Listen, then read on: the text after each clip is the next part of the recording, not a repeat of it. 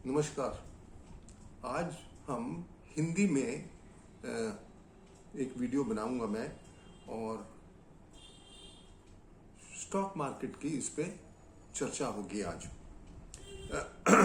मैंने अपने बाकी आर्टिकल्स में और वीडियोस में बताया है कि शनि जब भी सरावली और जातक परिजात क्लासिक्स के मुताबिक जब शनि बृहस्पति और केतु को इकट्ठा देखता है, सेम टाइम पे देखता है, तो वो मंदी का दौर आने के संकेत होते हैं।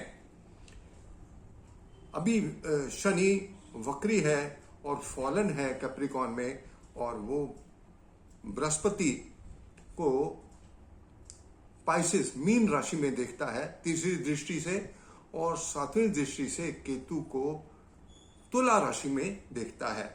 तो ये पूर्ण योग बन गए, परंतु इसकी फ्रैक्टिफिकेशन या इसका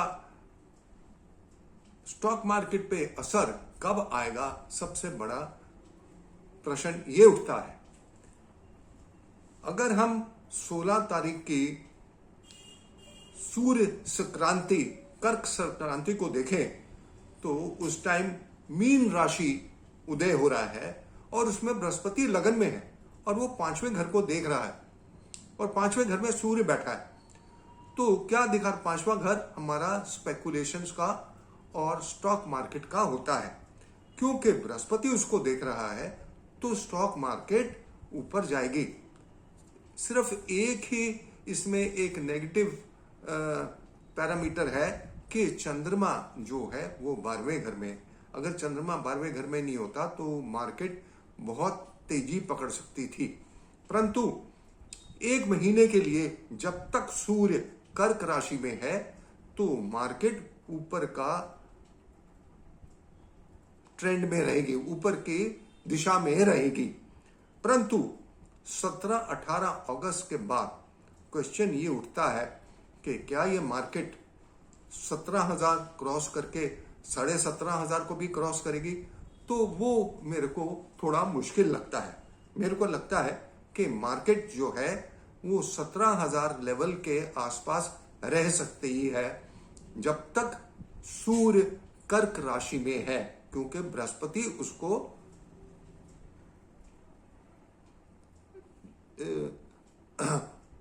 पांचवी दृष्टि से उस पे अपना असर दिखा रहा है, और बुध और शुक्र चौथे घर में है। तो ये कॉम्बिनेशन बहुत अच्छा बन रहा है। परंतु आने वाले टाइम में सितंबर से लेके नवंबर के बीच में देखा यह जा सकता है कि रुपया गिर जाए और डॉलर की कीमत 85 रुपए हो सकती है, और स्टॉक मार्केट निफ्टी जो है वो 14,200 और 15,000 की रेंज में रह सकती है। मिनिमम 14,000, 14,200, और ये भी हो सकता है कि वो 15,000 के आसपास रहे। ये मंदी का दौर है, और मैंने कर्क संक्रांति के बारे में लिखा है, मैं वो भी आपको पढ़ देता हूं कि बहुत से योग ऐसे भी बन रहे हैं, क्योंकि कर्क जो संक्रांति है वो भारत का जो फाउंडेशन चार्ट है, जो हॉरोस्कोप है, वो उसके मुताबिक वो टॉरस लगन का है। क्षमा कीजिए, मेरे को हिंदी में नहीं मालूम टॉरस का, परंतु तीसरा घर है कर्क का, और जहां पे 5 प्लैनेट्स वहां पे विराजमान है, और शनि उनको 9वें घर से देखेगा। तो बहुत सारी उत्पत्तियां आएंगी, बॉर्डर पे इशू हो सकते हैं, टेररिज्म हो सकती है, रिलीजियस फंडामेंटलिज्म हो सकती है, और अर्थक्वेक आ सकते हैं, ट्रेन और एयर के एक्सीडेंट हो सकते हैं। सो मेरा कहने का मतलब है, और क्योंकि बृहस्पति पूर्ण वाटरी साइन में, जल की राशि में है, जो कि जल की राशि पूर्ण राशि है बृहस्पति, तो पानी से उत्पात मतलब बारिशों से, रेन से ट्रबल आ सकती है, रेन से ट्रबल आ सकती है महाराष्ट्र, गुजरात और बहुत सारे क्षेत्र। और जैसे कि मैंने दर्शाया कि साइक्लोन, अर्थक्वेक्स काफी बड़ी इंटेंसिटी के आ सकते हैं कि, और इन सब को मैंने जब राशि संगठा और नक्षत्र संगठा चक्कर में देखा तो मैंने देखा कि सितंबर का महीना इस मामले में सबसे ज्यादा खराब है। तो इसका मतलब यह है कि 18 अगस्त के बाद स्टॉक मार्केट की पोजीशन जो है, जब वो सिंह राशि में जाएगा, और देखा यह भी गया है कि जब भी प्लैनेट जो है, जो फायरी साइंस में होते हैं, तो अग्नि तत्व में होते हैं, तो स्टॉक मार्केट के अंदर जो क्रैश है या स्टॉक मार्केट नीचे जाने के योग बनते हैं। मैं ये नहीं कह रहा कि 18 तारीख के बाद मार्केट क्रैश कर जाएगी, परंतु उसके बाद बनने के योग बनते हैं। तो मेरा तात्पर्य यह है कि आप अपनी जो निवेश कर रहे हैं उसको ध्यान से करें, और मेरे जो लोग इंग्लिश में पढ़ना चाहते हैं मेरे ब्लॉग को पढ़ सकते हैं, क्योंकि बहुत से लोगों ने मेरे को रिक्वेस्ट किया है कि मैं हिंदी में वीडियो बनाऊं। तो आज से मैं हिंदी में ही वीडियो बनाऊंगा, और लोगों क्योंकि मैक्सिमम लोग जो है हिंदी में पसंद कर रहे हैं, तो मैं हिंदी में बनाऊंगा और कभी कभी बीच में इंग्लिश की भी एक्सप्लेनेशन दे दूंगा। तो दोस्तों अब मैं थोड़ा सा व्याख्यान इंग्लिश में कर देता हूं। The planetary positions as per the solar ingress in Cancer are good for the stock market, and we have already seen that after 16th of July the market is on the upward trend. But friends, after 18th of August, the question is that since sun will be in a fiery sign and there are combinations for global recession, then the market can become volatile after 18th of August. And then from September to November, what I can see for this year, there can be a major crash, and the market can be between, the Nifty can be between 14,000 to 15,000. And the upward trend in the market in August will be around 17,000. It may cross 17,000 or around 17,000, between 16,500 to 17,000, or maybe little more than 17,000. So this is all, friends, I just wanted to discuss. And as far as the solar ingress is concerned, अगर हम इसको कर्क संक्रांति को लें तो कर्क संक्रांति में जो पॉसिबिलिटीज हैं, जो मैंने बताया कि पॉलिटिकल ट्रॉमा हो सकता है, रिलेशन विद चाइना जो खराब हो सकता है, टेररिज्म 4 स्टेट्स में हो सकती है, दिल्ली, यूपी, गुजरात, महाराष्ट्र, और ये सब कुछ सितंबर से नवंबर के बीच में ये चक्र दर्शाते हैं कि वो बहुत भयानक हो सकते हैं।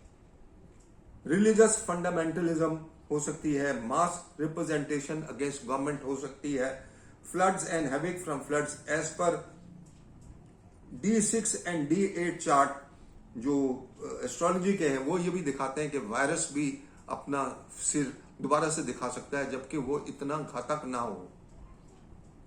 ट्रेन और एयर एक्सीडेंट्स हो सकते हैं। फाइनेंशियल मार्केट्स जो हैं, जिस तरह मैंने बताया कि वो 17,000 तक जा सकती हैं।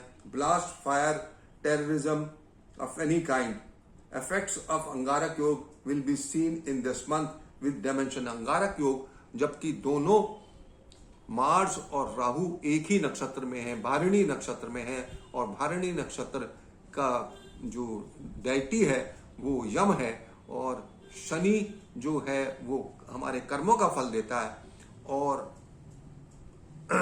जो भारिणी नक्षत्र है उसका मालिक हमारी मृत्यु के बाद फल देता है। तो इसमें ये भी दर्शाता है कि जो बॉलीवुड के जो कोई सीक्रेट्स हैं वो भी बाहर आए। और मैं इसके बारे में ज़्यादा बात नहीं करना चाहता। हमें सब मालूम है कि जो भी 2 साल पहले हुआ उसके बारे में कुछ सीक्रेट्स बाहर आ सकती हैं, और हेड ऑफ द कंट्रीज और हेड ऑफ द स्टेट्स को के लिए डिफिकल्ट पीरियड है। बीजेपी के लिए भी बहुत डिफिकल्ट पीरियड है, क्योंकि इंडिया की कुंडली, इंडिया की प्रोग्रेसिव चार्ट, वर्षफल, रिपब्लिक चार्ट का प्रोग्रेसिव चार्ट, उसका वर्षफल, पाइसेस न्यू मून चार्ट जो साल का शुरू होता है जब मीन राशि में सूर्य और चंद्रमा होते हैं, उससे एक चार्ट बनाया जाता है जो दर्शाता है सारे साल में कैसा रहेगा। वो भी अच्छा नहीं है। बीजेपी की कुंडली अच्छी नहीं है, जिसमें दशा मून चंद्रमा और शनि की है, और शनि फॉलन है और ट्रांजिट में भी फॉलन है। तो बीजेपी के लिए बहुत ही डिफिकल्ट पीरियड है। और सारे अगर हम ओथ चार्ट देखें नरेंद्र मोदी का, तो वो भी बहुत ही डिफिकल्ट चार्ट है। उसमें 2-8 एक्सिस के अंदर मेलेफिक्स हैं, और वो अंगारक योग बना रहे हैं 8वें घस में, और 6ठे घर में अंगारक योग चल रहा है। तो मोदी जी को भी बहुत डिफिकल्टीज का सामना करना पड़ सकता है। जो भी वो डिसीजन लेंगे उसके ऊपर मास रिप्रेजेंटेशन हो सकती है। और हमने देखा ही है कि सारे वर्ल्ड और हेड ऑफ द कंट्रीज जो हैं उनके अंदर चेंज आ रहा है। और शनि जो है अपनी नेगेटिव राशि में है। ये कैप्रिकॉन जो मकर राशि है, ये शनि की नेगेटिव राशि है। और क्योंकि मकर राशि में वो एग्जॉल्ट नहीं कर सकता, तो इसलिए जो प्लैनेट अपनी जब जिस राशि में ट्रांजिट करता है, अगर गोचर करता है, अगर उसमें वो एग्जॉल्ट नहीं कर सके तो उसको भी वीक समझा जाता है। तो एक तो वो शनि की नेगेटिव राशि है, दूसरा वो रेट्रोगेट है, तीसरा वो फॉलन है। तो शनि के का असर, क्योंकि वो काल पुरुष की कुंडली में 10वें घर में विराजमान है और वो ट्रांजिट कर रहा है, तो उसके रिजल्ट भी अच्छे नहीं होंगे।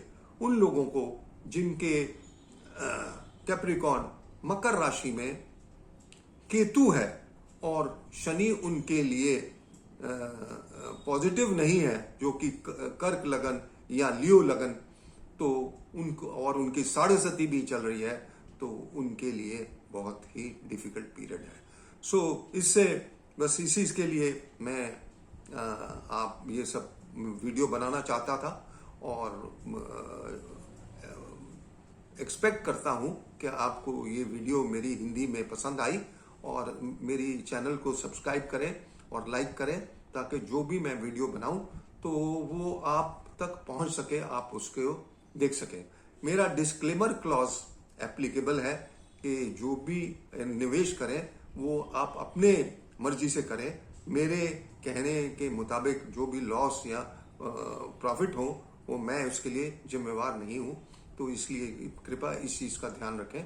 और एक ये भी चीज देखें कि आपकी कुंडली के अंदर क्या प्लैनेट्स ऐसे हैं कि आप स्पेकुलेशन में पैसा कमा सकते हैं या नहीं। अगर नहीं कमा सकते तो जितने ज्योतिष सब प्रेडिक्शन दे रहे हैं उनको प्लीज कृपया फॉलो ना करें और पैसा ना लगाएं, क्योंकि अगर आपकी कुंडली में स्पेकुलेशन से पैसे कमाने के योग नहीं है तो आप चाहे 100 करोड़ भी का पैसा कमा लें, वो सब चला जाएगा। प्लीज इन सब चीजों का ध्यान रखते हुए मेरी कृपा है, मैं ये बोलना चाहता हूं आपको, ये गाइड करना चाहता हूं कि इस सब चीजों का ध्यान रखें। थैंक यू, धन्यवाद, नमस्कार।